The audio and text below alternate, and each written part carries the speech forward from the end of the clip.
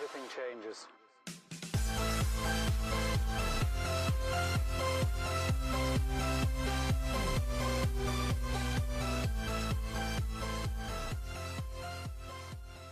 Hey, what's up guys? Welcome in to the channel. Thank you guys so much for joining me. It is the weekend, of course. Today is Saturday. I think it's August 14th. Today's the 14th, 2021.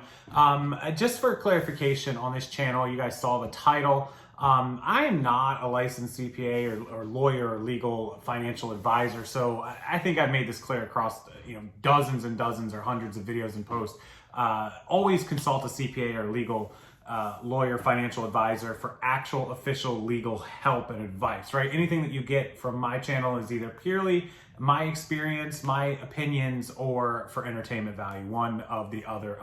So with that said, I wanted to make an updated video because I had a lot of new viewers and watchers and members of my group from Poshmark and from other platforms who don't know how to handle this. We're heading into the end of third quarter. So of course, January, February, March, first quarter, April, May, June, second quarter, July, August, September, third quarter, and then we will be in the end of the year. And it's time, if you're not already getting it together, to have all of your books and your accounting and all of your numbers ready. And so I've done plenty of videos about this. Most of you have this in line.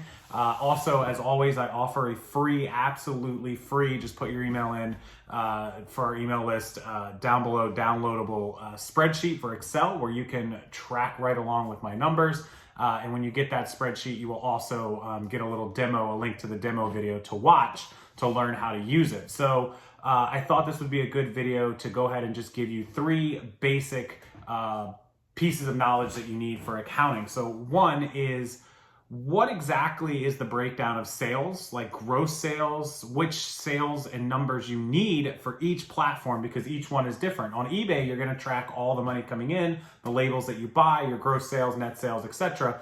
On Poshmark, you don't have to worry about all the shipping, right? Because Posh takes care of that. So clearly that's two different platforms, and there are other platforms as well. And finally, third, I wanna cover the expenses and what items are deductible in the entire list as a reseller that you can keep track of to help you lower your taxable liability at the end of the year. So again, my opinions, my experiences, not legal, financial, official CPA advice, but these are all really good things to go off of. So let's jump right into it.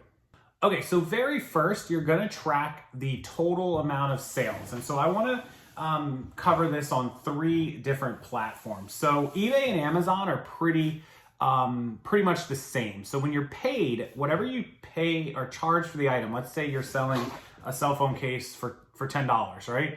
And you're gonna charge $5 shipping for it. I'm just making up numbers here. Let's say 15 bucks is the total price. So on eBay, you do 10 plus 5. When the customer pays you, it is a total gross sale. It is 5 and 10, 15. It's one transaction. It's all pushed together and you get paid the 15. That's why there's an eBay fee on the entire transaction. People always complain and yell in Facebook groups that eBay's charging a fee on the shipping amount. How is that legal? Well, it's a whole transaction. Poshmark could charge 20% on the whole 20 plus $7, but you never actually receive the $7 or $8 shipping, whatever it is now. Posh gets that. You only receive the $10 that you're charging for the case on Posh, right? On eBay, you're receiving the whole $15 transaction.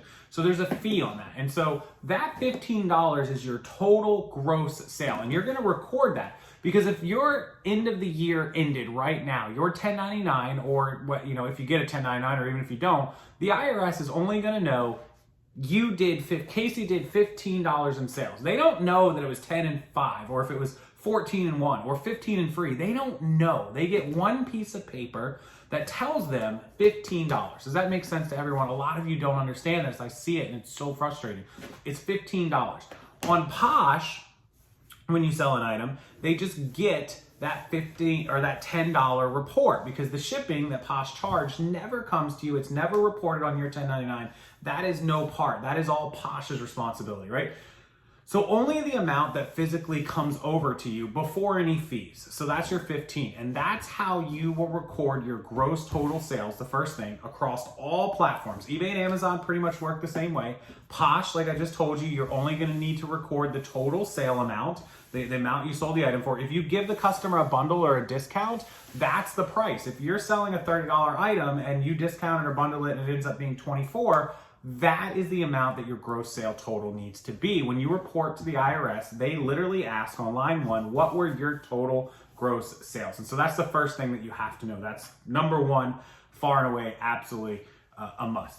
Number 2, so the differences in platforms, we just kind of touched on it. So the second part that's different is like eBay, and previously you had PayPal fees and all that. Some of you may still have that, but if you're on eBay Managed Payments, you will record the total fee, which would be the fee that you paid, the final value fee. Let's say it's $1. And if you did a promoted fee and you see a second line, because they separate those two out, they show you that your fee was $1 and that your promoted fee was, say, 20 cents. You would say that total fee is $1.20, right? And you would put that in as your column, like you're gonna record all year long total fees paid to eBay. I paid $1.20 on the case. And then every time you sell an item, you're gonna put that fee in. At the end of the year, you're gonna have a whole total. This is what I paid my eBay fees. And on Posh, you'll have the same thing. Every time you get that 20% fee, you'll record boom, boom, boom, boom, boom, boom, boom. Really easy, right? The difference is on eBay, you are buying the shipping label. So you're handed the $15. You have your fee, $1, $1.50, $1.20, whatever it is. So that goes into the fee column. And then you buy that $5 label or $4.80 label or whatever it is. And that is your expense. That is a shipping expense. So that needs to go in its own column as shipping, right? And when you see my spreadsheet, again, you can download it for free and there's a demo video with it. When you see it, you'll understand all of this a little bit better. But basically on eBay sales, you'll have a gross sale, talked about it. You'll have a fee and you'll have a shipping cost, right? And that is your item's basic profit level. You paid $1.50 in a fee and $5 label, which left you $8.50 left over. That's what you made. And then the last column that you'll have is a total cost of goods sold. So let's say you bought that item for $2. You're left with $8.50. You paid $2. Your total profit was $6.50 on that item. So these are all going to run down these columns. Again, on the spreadsheet, you'll be able to see it. I'll probably throw a screenshot up while I'm doing this talk. Now, all the same columns on Posh, except you don't buy the label, so that's where it's different. The third thing is all of the expenses that you as a reseller will normally take, and the voluntary ones that you can take that some of us have and some of us don't have. Again, on the spreadsheet, on the sample, the demo spreadsheet, the free one, I go over putting all these expenses in and categorizing them. I don't talk about all of them, so I thought that it would be a really good idea if this one on today's video, if I went ahead and just grabbed my book here, and if I can grab my pen and I'll help you guys out, just give me a second here. And I want you guys to grab your notebook, your pen and papers as well, or your phone or whatever you have, and write all these down, because the list goes on and on. Your CPA can help you with this, but here's everything that you're going to want in the category it's in. So first is obviously the cost of goods sold, right? That's what you paid for your item. Whenever you buy an item, you want to keep the receipt. If you're buying from garage sales, you need to go buy an invoice book from Walmart, the ones that say like sales receipts, and write down a receipt for every yard sale or every item. You can write one receipt if you bought 10 items at a yard sale. You can write all 10 on that. That's your receipt for the item, and you have your cost of goods sold. And that category is cost of goods sold. It's its own category. The IRS asks, what was your cost of goods sold? So you spent $1,000 this year. You sold half of it, $500. Your cost of goods sold is $500, and your remaining inventory that you didn't sell that's still left over in the corner, that has $500 in cost in it. Okay, so that's number one, cost of goods sold. Number two is the obvious. This is called platform fees, and the IRS refers to it sometimes as website or dues, expense fees. Basically what that is any fee that you paid to a website for services. That's eBay fees, that's Poshmark fees, that's PayPal fees, that's fees to GoDaddy for your website, $10 a month if you have your own website. All of those need to have a total. So what you'll do is you'll write eBay fees, right? eBay fees. You'll write that down, eBay fees. And you're gonna go over to your spreadsheet or whatever you choose to use, my Reseller Genie, another great resource, program to track your accounting, or QuickBooks or GoDaddy or whatever. And you better have that column totaled up of what you paid eBay fees. And then you'll go to line 2 on the IRS and you're gonna say, okay, line 2 in that section is Poshmark fees. And then you'll write down the total that you did for Poshmark and then Mercari and then Amazon. And then once you have all your fees in, then that column, that section is done. So it's basically section 2 and then like line 1, 2, 3, 4, line 400. You can have 1,000 websites you pay money to every month. Okay, number 3 is shipping. So if you buy any eBay labels, that's shipping. If you go into UPS or FedEx and you buy those, that's shipping. If you're shipping directly from PayPal, that's shipping costs, Facebook Marketplace. Every time you buy a label, you need to record it and put down the total and keep a copy of that receipt at the store or the digital copy through online transactions. So that's number 3, your total cost of shipping on all platforms combined. They don't make you separate it out, just total all platforms, right? Number 4, this one's a very good one. Make sure you guys remember this one too. 4 is any travel or lodging, if you go to conference, PoshFest, eBay Open, the Boss Reseller Remix, any of this stuff. If you buy a plane ticket, a hotel room, a train ticket, keep those receipts. Travel, number 4, absolutely. Travel is its own, travel and lodging, is its own category. Number 5 is local travel, parking, tolls, park entry. Let's say that you're a Disney vlogger and you buy $20 parking pass. That is a parking, that's local travel. That's number 5.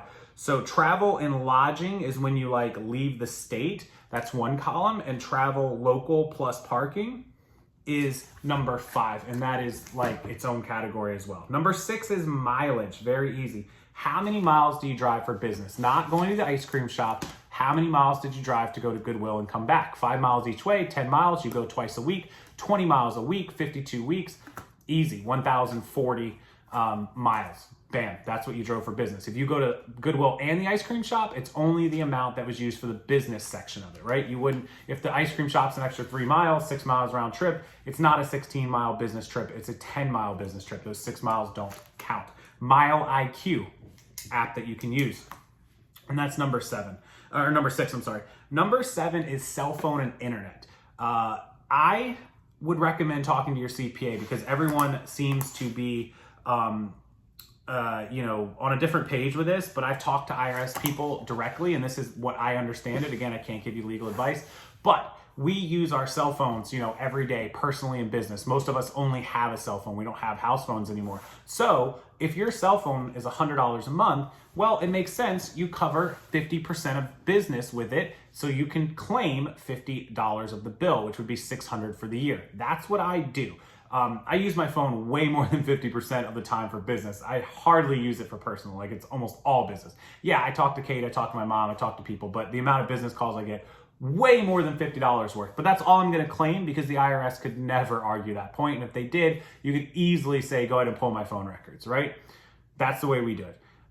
Internet, same story. Obviously, the internet here in my house is for my business. This is, what I do every day, but we use it for personal. We use it to watch Netflix. We use it to surf the internet. So again, I just do a 50% claim on the internet bill, whatever 50% of my bill is for the year. Okay, so that's number 7. And number 8 is what I'm sitting in right now. I'm not gonna give you guys any more than this, but number 8 is home office. It must be a dedicated spot that you produce business in. You can't use it for anything else. So when you take a look around at my office, this is a dedicated office. There's nothing else in here besides the equipment that I use to produce YouTube content for you guys and to print labels sometimes, to do research on eBay. I list on eBay in here.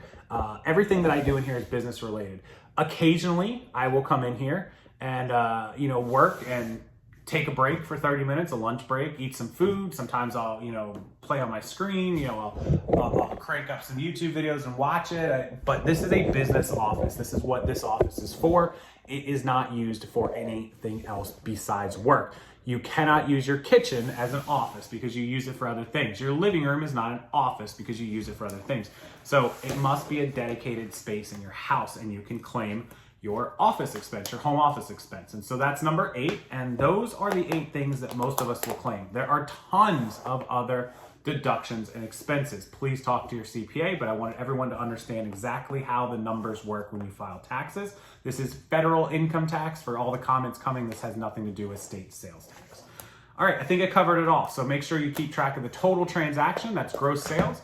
Make sure you are doing it appropriately for the platform that you are on, whether it's shipping labels on eBay or no shipping on Posh, and the 8 expenses that are most common for all resellers. Very, very important. So as always, thank you guys for watching. Support the small seller. I have linked down below. He has a great store. Go check him out. And all the links to the free spreadsheet, the demo, all that stuff, you will find it in the description box. Click see more if you don't see it right away. There are also links to my training program, which includes a much more detailed webinar and videos about accounting, bookkeeping, and keeping your numbers straight, along with how to legally register your business in the federal level and the state level, sales tax, income tax, everything that you need is all included in that webinar, along with all the great videos, guides, bolos, and training packages. So go check that out as well. It's the 2021 for $21.21. You'll see that below as well. Thank you guys as always for watching. Make sure you hit that like button if this helps you. Make sure you're subscribed to the channel.